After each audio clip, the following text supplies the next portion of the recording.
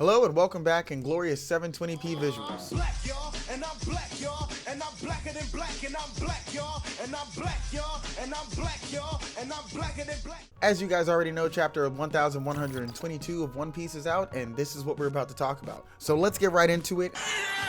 I think I can comfortably say that we're going to be ending Egghead in less than 5 chapters. And not only that, I think we just got a little hint on how Black Blades are accomplished in the series, courtesy of our new friend the Iron Giant, or better known as Emmett. The chapter starts off with no smaller amount of chaos than we're used to seeing at this point, but probably my favorite line of the dialogue from this arc, and that's the startling reply that Kobe is stating that he will stop Luffy from achieving his dream. I mean, we're really hitting the ball right out the park with this one, and we're not even 4 pages in. Next, we get what I like to call the baby flashback. And the baby flashback seems to be very minor spark notes instead of the full-fledged flashback. Rest assured, I do not believe that we're going to have to deal with another Kaido backstory situation with anybody, whether it comes to Joy Boy, Emu, or Rocks. I don't think that's ever going to happen again. But with the flashback, we see Emmett talking to Joy Boy. And this conversation started like lighting a lot of fires in my brain. And one of those things was wondering why I never questioned, since it was told to us that Emmett assaulted Mary Joie, was if the hat that was in the chamber belonged to Emmett, and did he leave it when he came to Mary Joie 200 years ago? The scene looked very familiar to when we saw Ace after returning from Wano gifting Oars Jr. with his straw hat. And this really stirred memories again for me because Ace is absolutely my favorite character, be they alive or dead. And I was actually overjoyed when we got a connection to Yamato and Wano through Ace after his death, and this to me is a little bit of Ace and Egghead. I'm sentimental, I know, fight me, Daddy Ace for Ghost Pirate King. But besides that, I could definitely see Emu keeping it as some sort of a trophy. Mine? Like after Joy Boy's initial defeat, he took Joy Boy's Jolly Roger, and then he claimed Emmett's hat 200 years ago. Almost like Emu trying to construct a One Piece of their own based off of pieces of Joy Boy's past. And another thing that seems to be proven in this chapter is that Joy Boy may in fact not be a giant like previously thought. As far as I know, the Joy Boy being a giant theory really came about the very first time the giant straw hat was introduced, and I believe that was all the way back in Whole Cake Island. So this has been going on for quite a while. But due to the size of the silhouette that we see in front of Emmett in the past, this might say otherwise. Now, he does look very normal sized here, but I'm not really sure if I'm willing to die on this hill at this point because of the fact Dory and Brogy are also kind of dwarfed by Emmett.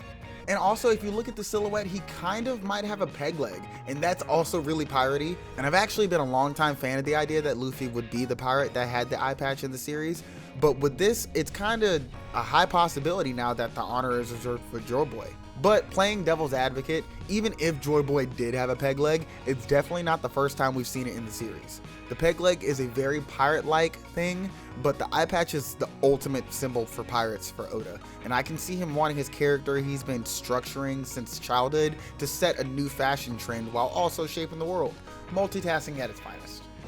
Lilu Dallas Multipass. But seeing how Joy Boy has entered the chat, let's talk about the biggest WTF moment of the chapter. And that would be the Verizon Fios levels of hockey that Emmett was able to use. Joy Boy apparently took a massive amount of hockey and smashed it inside of Emmett's body, and that was used as a last resort. I'd also like to add that this is probably the most powerful and ridiculous feat that we will see from any character outside of a fleshed out flashback. At this point, I believe that not only were they more technologically advanced in the past, but they had to be stronger than what we see today. Which brings me to another mind-boggling thought I had, and that's what if this is how we obtain Black Blades?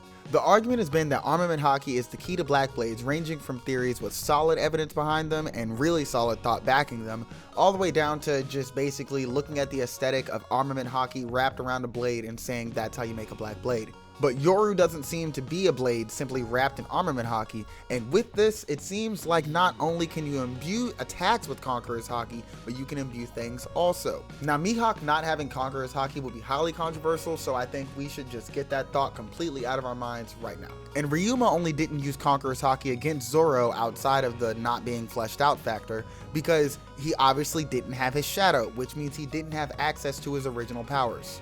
But the fact that Shisui is a Black Blade means that he did have Conqueror's Haki if it does take Conqueror's Haki to shape a Black Blade. And it was revealed outright in Wano that Zoro has Conqueror's Haki and has actually had it for a while now if Ashura truly is a manifestation of that.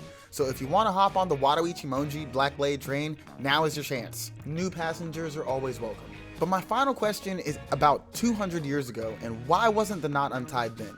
If the robot climbed the red line, then there was a power source present. But in this time, he seems to power up whenever Luffy goes into Gear 5. So that raises the question, what is the power source? If there was a similar power source back then, at this point, I don't believe it was a person. When he sees Luffy, he feels as if Joy Boy was there and uses the knot to save him, but there was no use for the knot 200 years ago. And if that's the case, then the actual source could have been present and radiating to the robot, or the energy was actually used and installed into Emmett, but maybe only a small fraction of it, allowing it to accomplish something for someone way back when. Who or what? I'm still thinking on that, but I will be dissecting the rest of the chapter and more later in the week.